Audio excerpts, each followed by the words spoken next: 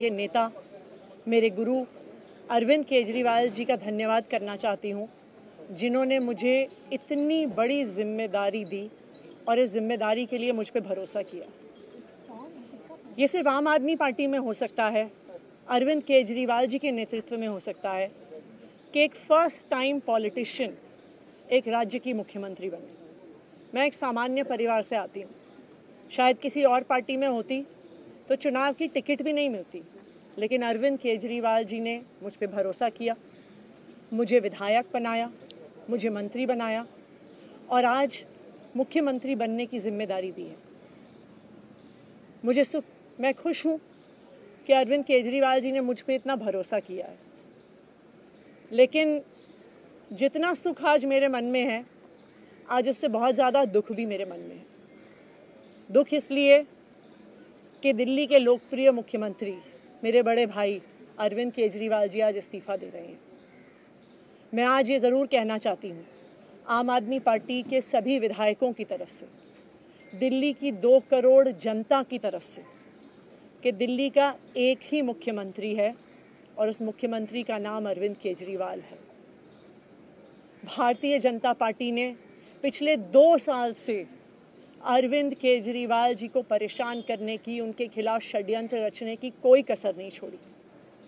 एक ऐसा आदमी जो अपनी IRS कमिश्नर की नौकरी ठुकरा सकता था, एक ऐसा आदमी जो एक नई पॉलिटिकल पार्टी से पहली बार चुनाव लड़के मुख्यमंत्री पद से इस्तीफा दे सकता था, ऐसे आदमी पर, ऐसे ईमानदार आदमी पर भारतीय जनता पार्टी ने भ्रष्टाचार के आरोप लगाए, झूठे केस किए, फर्जी केस किए, अपनी एजेंसीज ED को, CBI को उनके पीछे छोड़ दिया, उनको झूठे मुकदमे में 6 महीने तक जेल में रखा।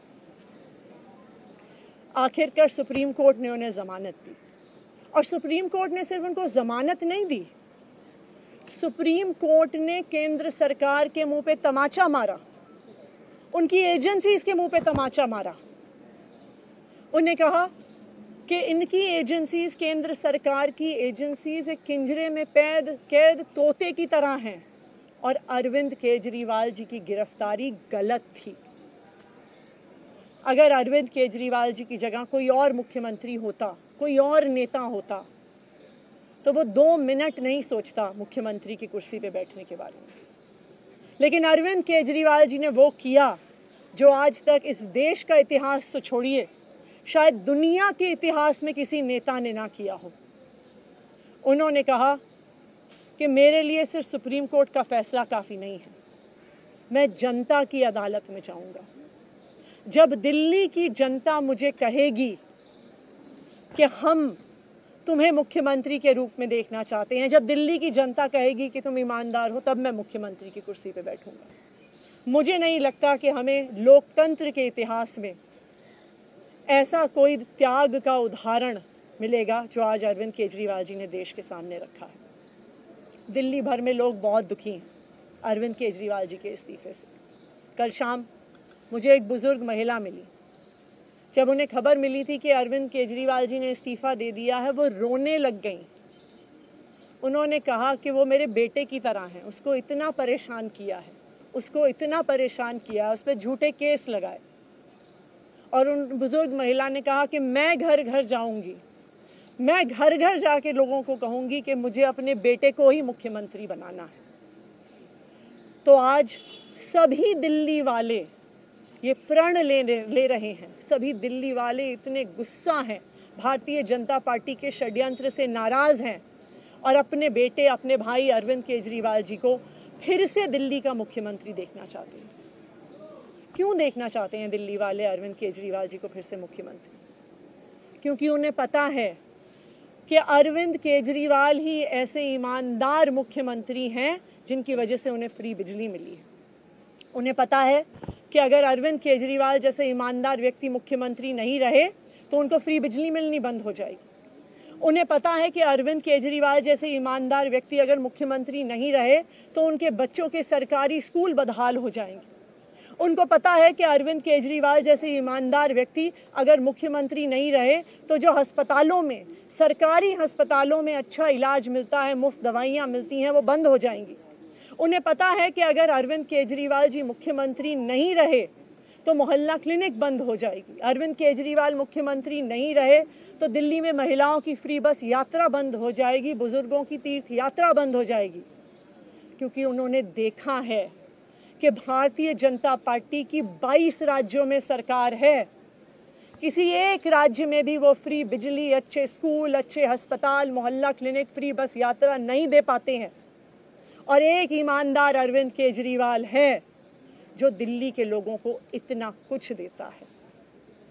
तो दिल्ली के लोग, आम आदमी पार्टी के विधायक और मैं अगले कुछ महीनों तक, चुनाव तक मुख्यमंत्री होने के नाते अब एक ही उद्देश्य से काम करेंगे कि हमें अरविंद केजरीवाल जी को फिर से दिल्ली का मुख्यमंत्री बनाना है। जब तक मैं इस बड़ी जिम्मेदारी को संभाल रही हूँ, मेरा एक ही मकसद रहेगा। मुझे पता है कि भारतीय जनता पार्टी अपने एलजी साहब के थ्रू दिल्ली वालों के खिलाफ षड्यंत्र रचेगी। मुझे पता है कि वो दिल्ली वालों की फ्री बिजली रोकने की कोशिश करेंगे। मुझे पता है वो दिल्ली वालों के अस्पताल में फ्री दवाइयाँ रोकने की कोशिश करेंगे। मुझे पता है वो मोहल्ला क्लिनिक बंद करने की कोशिश करेंगे। मुझे पता है वो सरकारी स्कूलों को खराब करने की कोशिश करेंगे।